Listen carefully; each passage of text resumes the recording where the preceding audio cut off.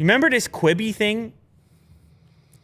Quibi was like, we're doing a big budget stuff, but for the small screen for your phone, and look out Netflix, and we got $1 billion, and a former Disney executive, and then nobody watched it. And this was during the pandemic. Yeah, maybe. The launch, which was good timing for them, right?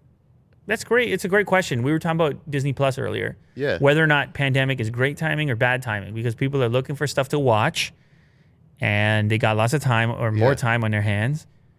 But then on the same token, they're not really splurging on the cash. Yeah. So it's hard to say, but I think it worked out for Disney Plus, less so for Quibi. Anyway, the new rumor here is that Quibi is in talks to sell its shows to Roku. I guess there's no reason for those shows to go to waste, and if the service is going down, the shows could find a new home and get seen by somebody.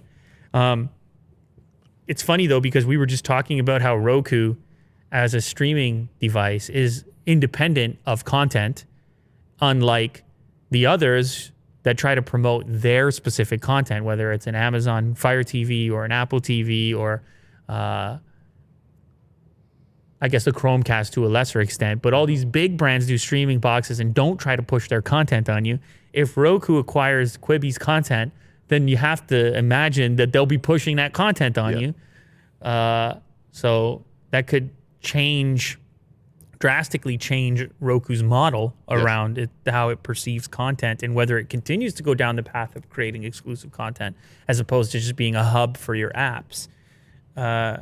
So this would give the Roku channel exclusive access to Quibi's slate of programming.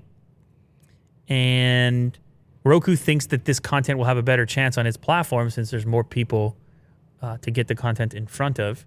The service was headed by, Quibi I'm talking about, was headed by former HP CEO Meg Whitman and former Disney chairman and movie producer Jeffrey Katzenberg.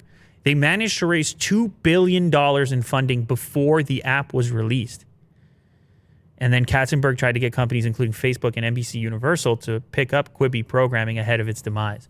So it was like so weird, raise so much money, have all this content, and then pretty much recognize rapidly that it's not going to work and they don't want to compete in that marketplace and they need to start shopping the content independently of the service.